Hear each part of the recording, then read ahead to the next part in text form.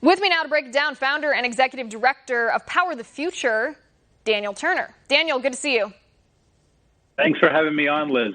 All right, Daniel, I feel like a lot of the time when people listen to debates about environmental policy, they're thinking outside of the day-to-day life. They're thinking in these existential terms, which it's fine to think that way, but overlooked is how these policies will negatively impact people's lives, their livelihoods, and their families. So I want to talk about some of those things tonight. Let's start with jobs.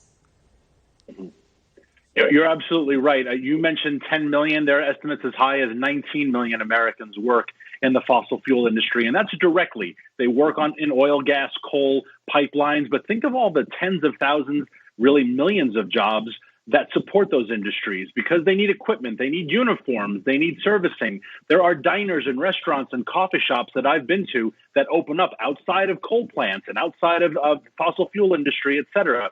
All of that would disappear, and it wouldn't just disappear because of market forces. It would disappear because the government has mandated these things illegal. It has made them illegal, and where do those people go find jobs next? So absolutely right. Jobs would be lost. Millions of jobs. And Joe Biden said on the debate stage during the Democratic primary, let's all remember, he was asked, would it be worth it? Would this enormous number of people out of work be worth it to enact an environmental agenda? And he said, yes, it would be worth it. So don't make no mistake when you're listening to these candidates talk about climate change or the Green New Deal. That is Joe Biden's position. The second part is something that I think has hit close to home for a lot of Americans during the COVID-19 crisis when people are out of work, their businesses are shut down, and that's the bills that we owe every month, whether it's rent, whether it's water, whether it's electricity, utilities in general, energy. If Kamala Harris and Joe Biden banned fossil fuels, tell us what would happen to people's energy bills. Yeah, you raised a great point about Europe, how their electricity bills, their utility bills are 3 and 4 times what we pay in America. And that is because they have decided to go green. So their emissions have gone up and also their bills have gone up at the same time. But fossil fuels it's like taxing oxygen, right? Fossil fuels really drive our economy. So think of the food that you're eating. Think of what you're barbecuing tonight for dinner. That was grown somewhere. It was harvested. The fertilizers that made it, that gave it nutrients, right? That irrigated it, that transported it, that brought it to your grocery store for you to afford it at a price point that made it possible, right? That is all because of robust, domestic, inexpensive, abundant fossil fuels that made it possible. What happens to the price of food when all of that is gone? And transportation costs, the things that you buy online during this COVID pandemic that were delivered at your doorstep, all of those shipping costs are going to go up. So everything becomes more expensive without fossil fuels. And talk about the medication aspect of this, too. I mean, this is a really significant aspect. Pharmaceuticals are produced via petrochemicals. If we didn't have fossil fuels, how would we get the medication that we need to sustain not only emergency illnesses, but to sustain chronic illnesses? Exactly. There are really innumerable products that come from fossil fuels, pharmaceuticals, fertilizers, like I mentioned, yoga pants, Kevlar, right? Velcro, the things that you're wearing when you go to work, the warm jacket that you're putting on, the gloves that are water impermeable that you're using to shovel off the snow from your car. These are all fossil fuel products. So when people like Kamala say, we're going to leave oil in the ground, well, we're taking away rubbers, plastics, drugs, medicines, Tylenol, laundry detergent. I mean, the list goes on and on. I see fossil fuels as a blessing from God, as an abundance that has given us a wonderful life.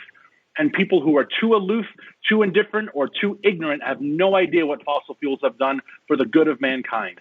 No, and talk too about, and this is, I think, a real kicker for some people who may not be conservative, but may look at the Green New Deal and say, wait a second, I can't take a train to Hawaii. You know, I don't want to be taxed for eating red meat. I need my medication to live.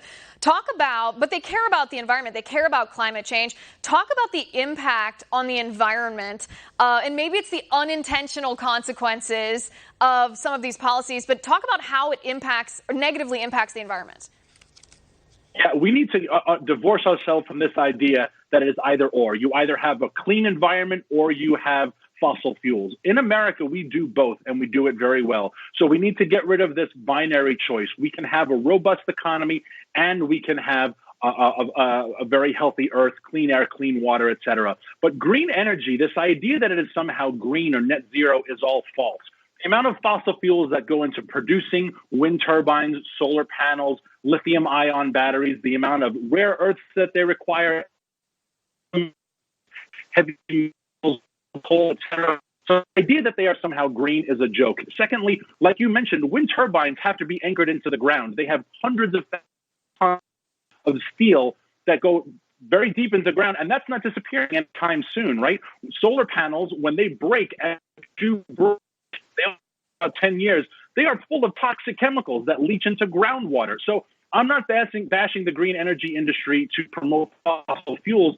I'm just saying that it is a myth to say that one is good and the other is bad. They both have their risks, but fossil fuels are far less risky. Right. And the result in your daily life, in the prosperity of our country, and then how the prosperity of our country affects the life and death of people around the world would be absolutely destroyed if we implemented this radical environmentalist plan, this Green New Deal that both Joe Biden and Kamala Harris have embraced. Daniel, thank you so much for being on the show. I appreciate it.